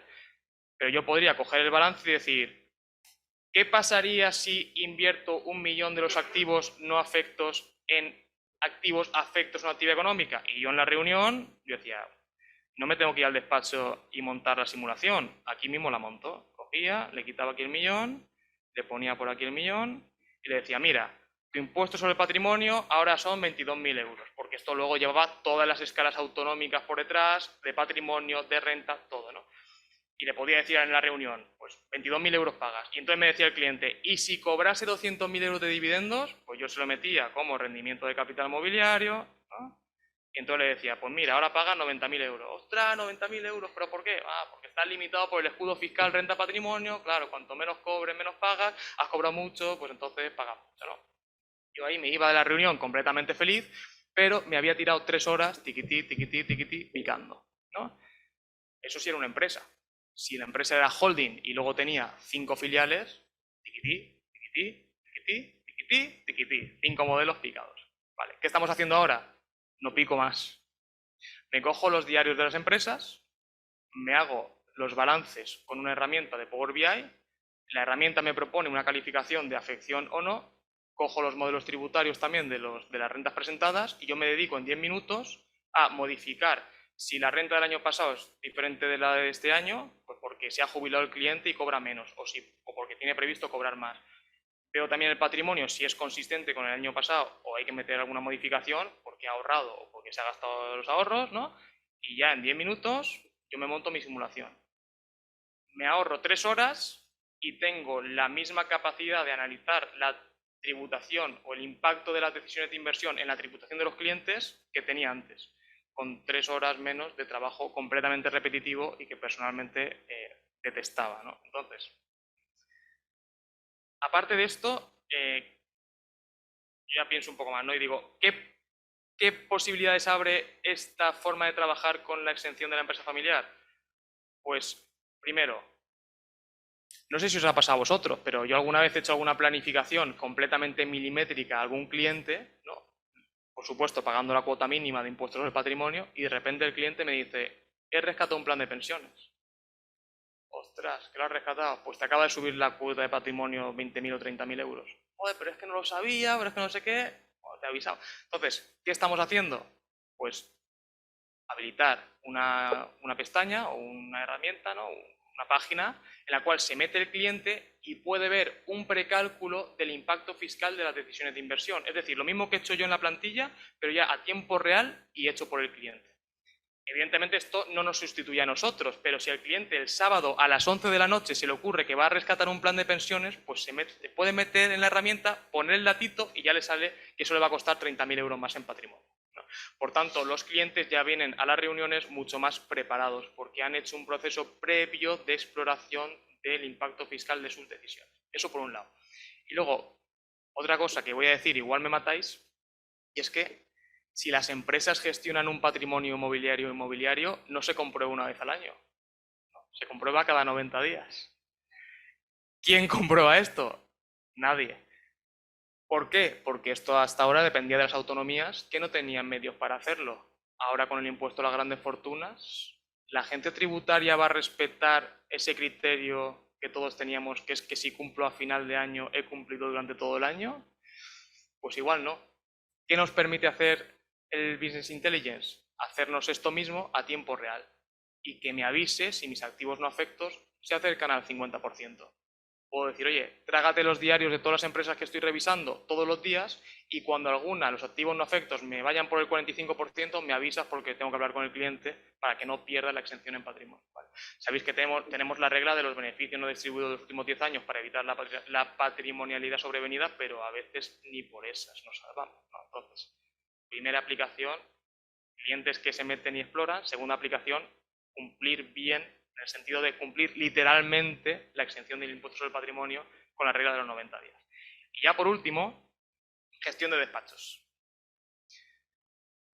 ¿Gestión de despachos en qué sentido? Pues, oye, a veces los criterios jurisprudenciales o administrativos cambian y son favorables al contribuyente, de tal forma que yo le podría proponer a mis contribuyentes o a mis clientes realizar una solicitud de rectificación mientras podamos de autoliquidación, ¿no? Claro, pero esto a veces requería mirarse todas las rentas presentadas y encontrar aquella que cuadrase con lo que el criterio había cambiado. ¿Cuál puede ser la nueva forma de trabajar? Pues simplemente meter todas las autoliquidaciones presentadas en una herramienta de Business Intelligence y que programando los criterios que me tiene que sacar, por ejemplo, una persona que haya aplicado el mínimo por mitades y cuyo cónyuge no sea el padre del hijo que declaro, ¿no? Por ejemplo, en ese caso sería candidata de verse afectada por la nueva resolución del TEAC que dice que si la guardia y custodia la tienes en exclusividad, el que paga alimentos se tiene que aplicar sí o sí el régimen de anualidades por alimentos, que no puede aplicar el mínimo por descendientes. Entonces, pues es una idea de también gestión de despachos. ¿Nosotros a qué nos podemos dedicar? Pues en lugar de coger modelos tributarios y empezar a revisar si este cliente o no le puedo pedir la rectificación, que en eso nos lo dé el programa y nosotros dedicarnos a lo que de verdad tiene valor, que es hablar con los clientes y hacer los procedimientos, no mirar modelos. Y hasta aquí mi intervención. Muchas gracias por la...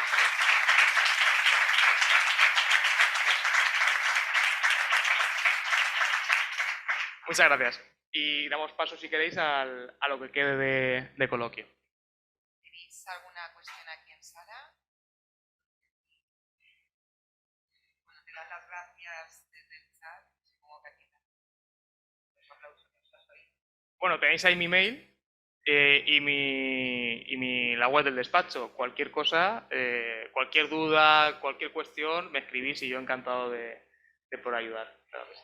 Ha sido una ponencia maravillosa porque además es una cosa, el Business Intelligence está y no podemos mirar a otro lado y tenemos que utilizarlo, como bien has dicho, como una herramienta. Y creo que ha sido, vamos, a la altura. Entonces, por último, decirte que, como bien has dicho, gracias por volver a tu casa y que de verdad que ha sido maravilloso, Pablo. Muchísimas gracias. Gracias.